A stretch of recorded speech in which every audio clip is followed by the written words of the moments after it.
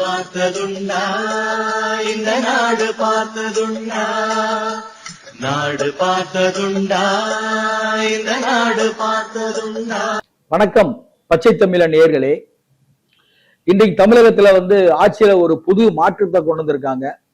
தமிழக மக்கள் விஜய் முதல்வராக வர வேண்டும் என்று 1.5 கோடி மக்கள் அவருக்கு வாக்களிச்சு இன்னைக்கு முதல்வர் ஆக்கியிருக்காங்க. இன்னைக்கு அவர் ஆட்சியில் அமர்ந்து சிறப்பான ஒரு ஆட்சியை கொடுத்துட்டு இருக்காரு. இது வரைக்கும் ஒரு 2.5 மாசத்தை தாண்டி அவருடைய ஆட்சி நல்லாட்சி நடந்துட்டு இருக்கு.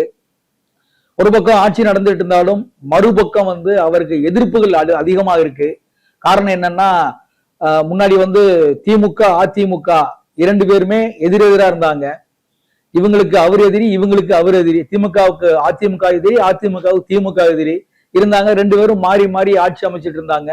மக்கள் ஒரு மாற்றம் வேணுங்கிற ஒரு நோக்கத்துல விஜய் தமிழக வெற்றி கழகம் ஆட்சிக்கு வரணும் அப்படின்னு விஜய முதல்வர் ஆக்கிட்டாங்க.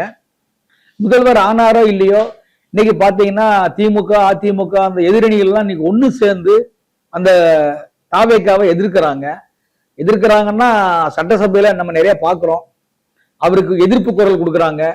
அவரை எப்படியாவது ஆட்சியில இருந்து அவர் விரட்டி விட்டணும், ஆட்சியை கலைச்சிடணும், கலைச்சிட்டு திமுகவும் அதிமுகவும் ஒருங்கிணைந்து பொதுவா ஒரு வேட்பாளரை நிப்பாட்டி அதை ஜெயிக்க வைக்கணும் அப்படின்னு அவங்க பிளான் பண்ணிட்டு இருக்காங்க. ரகசியமா ஒரு கூட்டம் நடந்துட்டு தான் இருக்கு. அது ஒரு பக்கம் போயிருந்தாலும் இன்னைக்கு எதையெல்லாம் முறியடிச்சு இன்னைக்கு விஜய் ஒரு சிறப்பான ஆட்சியை நடத்தி கொண்டிருக்கிறார். மக்கள் எதிர்பார்க்கக்கூடிய ஒரு ஆட்சி. 50 தலைவர்களாக கொண்டிருக்கக்கூடிய விஜய் காமராஜருடைய கொள்கை தலைவராக உருவாக்கக்கூடிய காமராஜருடைய ஆட்சியை நல்ல ஆட்சியை கொடுக்க வேண்டும் என்ற நோக்கத்தோடு அதை பின்பற்றி வரக்கூடிய விஜய் சில எதிர்ப்புகளையும் சந்தித்து தான் இருக்கிறாரு. இன்னைக்கு முன்னாடிதான் எப்படின்னா, திமுக ஆட்சியில இருக்கும் போதும் சரி அதிமுக ஆட்சியில இருக்கும் போதும் சரி மக்கள் கண்டுக்க மாட்டாங்க. யாரோ ஓட்டு போட்டோம் ஜெயிச்சுட்டாங்க, நாட்டை ஆண்டுட்டு இருக்காங்க அப்படின்னு. அரசியல் ஆர்வம் உள்ளவங்க அதை கவனிப்பாங்க, வாட்ச் பண்ணுவாங்க. என்ன நடக்குது, என்ன செய்யறாங்க, யார் என்ன சொல்றாங்க, அவங்க பதில் என்ன கொடுக்குறாங்க, சட்டசபையில என்ன நடக்குது அப்படிங்கிறத அரசியல் அறிவு உள்ளவர்கள், அரசியல் ஞானம் உள்ளவர்கள் தெரிஞ்சுக்கிடுவாங்க. ஆனா இன்னைக்கு அப்படி இல்லை. இன்னைக்கு காலங்கள் மாறிடுச்சு. ஏன்னா அதிமுக திமுக ஆட்சியில இருக்கும் போது கூட சட்டசபையில நடக்கிற நிகழ்வுகளை நேரடியில காட்டுவாங்க. எப்படி காட்டுவாங்கன்னா, அதிமுக ஆட்சியில இருக்கும் போது அதிமுக செயல் என்னென்ன பேசுறாங்க, முதல்வர் என்ன பேசுறாரு, அதை தான் லைவா காட்டுவாங்க. அதே மாதிரி திமுக ஆட்சியில இருக்கும் போது முதல்வர் என்ன பேசுறாரு, இப்ப கருணாநிதி முதல்வராக இருக்கும் போது, அடுத்தது ஸ்டாலின் முதல்வராக இருக்கும் போது எப்படி எப்படி சட்டசபை நடக்குது, சபாநாயகர் என்ன சொல்றாரு, என்ன கருத்துக்கள் நடக்குங்கிறத அதை மட்டும் காட்டுவாங்க. எதிர்கட்சி இருக்கக்கூடிய அவங்க பேசுறத காட்ட மாட்டாங்க. ஆனால் இன்னைக்கு அப்படி இல்லை. இப்ப இருக்கக்கூடிய சட்டசபையில சபாநாயகர் அழகா இன்னைக்கு சட்டசபையில் நடக்கக்கூடிய நிகழ்வுகளை தினமும் லைவ்ல காட்டுறாங்க. இன்னைக்கு எல்லாருமே, அதாவது அரசியல் தெரிஞ்சவங்க மட்டும் இல்ல, அரசியல் பிடிக்காதவங்க சரி, எல்லாருமே இன்னைக்கு பெண்கள் முதற்கொண்டு வீட்டுல உட்கார்ந்து டிவியில போட்டு சட்டசபையில என்ன நடக்குது, என்ன செய்யறாங்க, விஜய் என்ன பேசுறாரு, விஜய யார் யாரெல்லாம் எதிர்க்கிறா, விஜய்க்கு என்ன பதில் கொடுக்கறாங்க, விஜய் அவங்களுக்கு என்ன பதில் கொடுக்கறாங்க, தாவேக்காவுடைய அமைச்சர்கள் அதிமுக திமுக கொடுக்கக்கூடிய கேள்வி கணக்குகளுக்கு இவங்க எப்படி பதில் கொடுக்கறாங்க, அதையெல்லாம் இன்னைக்கு பெண்கள் முதற்கொண்டு வீட்டுல உட்கார்ந்து தெளிவா பாக்குறாங்க. எல்லாருமே என்ன நடக்குங்கிறத நாட்டு நடப்ப அழகா அரசி ஆராய்ஞ்சு வச்சிருக்காங்க. முன்னாடி மாதிரி இப்ப எல்லாம் யாருமே மக்களை ஏமாத்த முடியாது. மக்கள் தானே, மக்களை முட்டாளாக்கிடலாம், பணத்தை கொடுத்து ஓட்ட வாங்கிடலாம் அப்படின்னு நினைக்கிற ஒரு எண்ணத்தை விஜய் ஏற்கனவே போன தேர்தலில் அதை முறியடிச்சுட்டாங்க. முறியடிச்சு இப்ப பாத்தீங்கன்னா மக்கள் ரொம்ப தெளிவா இருக்காங்க. சட்டசபையில் நடக்கக்கூடிய நிகழ்வுகள் எல்லாம் கிளியரா வாட்ச் பண்ணிட்டு இருக்காங்க. யாரு தவறா பேசுறா, யாரு பொய் சொல்றா. அவங்க இப்ப உதயநிதி சில விஷயங்கள் பேசுறாரு, அதுக்கு உடனடியாக அவை முன்னவர் செங்கோட்டையனும் அமைச்சர் ஆதவ அர்ஜுனா, ஆனந்த், பள்ளி கல்வித்துறை அமைச்சர் ராஜ்மோகன் உடனுக்குடன் டக்கு டக்குன்னு பதில் கொடுக்கறாங்க. ஏன்னா அவங்க எல்லாம் அரசியலுக்கு புதுசு, சட்டசபையில உள்ள நுழையிறது புதுசு, சட்டமன்ற உறுப்பினர்களா இருக்காங்க, அவங்களும் நிறைய பேர் புதுசு, நிறைய பேர் அமைச்சராக இருக்காங்க. எல்லாருமே புதியவர்கள் இருந்தா கூட இன்னைக்கு சட்டசபையில பார்க்கும்போது அவ்வளவு அழகா பதில் சொல்றாங்க. அவங்க கேட்கிற கேள்விகளுக்கு அவங்க கிண்டலா பேசினாலும் இவங்களுக்கு ஏத்த மாதிரி பதில் கொடுக்கறது. இதுக்கெடுத்தாலும் ராஜ்மோகன் அழகா எழுந்து அழகா ஒரு பதில கொடுத்துட்டே இருக்காரு. ஆதவர்ஜுனா எழுந்தாருன்னா நெத்தி அடி அடிக்கிறாரு. அப்படி சட்டசபை போயிட்டு இருக்கு.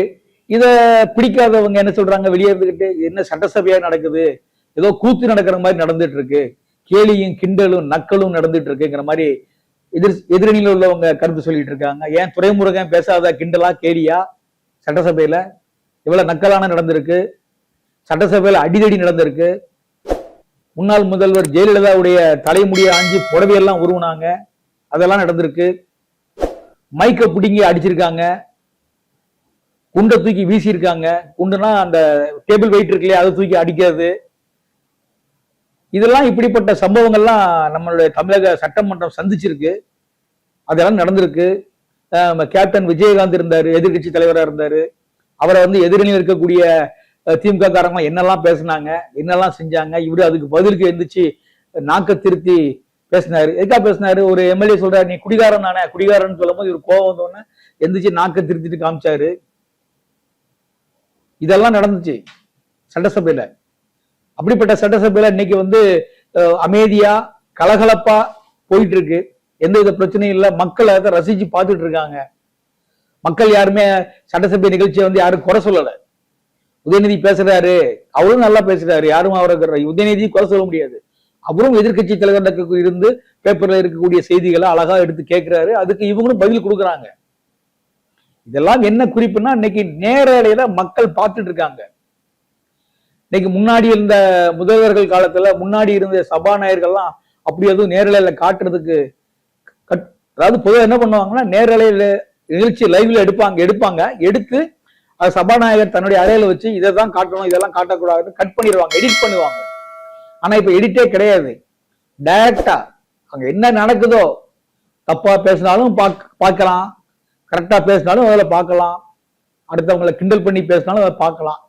இதை சில திமுகவுடைய சில குற்றம் குறைகள்லாம் இன்னைக்கு நிறைய ஓப்பனா வெளியே வந்துட்டு இருக்கு, நேரலையில பாக்குறாங்க.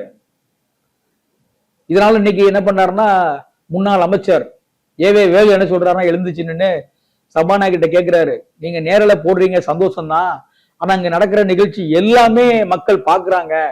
அதை நீங்க முன்னாடி மாதிரி அதை இது முக்கியமான நிகழ்வுகளை மட்டும் நீங்க அதுல போடணும், அது பத்திரிகைக்காரங்களுக்கும் பயனுள்ளதா இருக்கும், அதுதான் அவங்க போடுவாங்க. ஆனா இப்ப அப்படி இல்லை.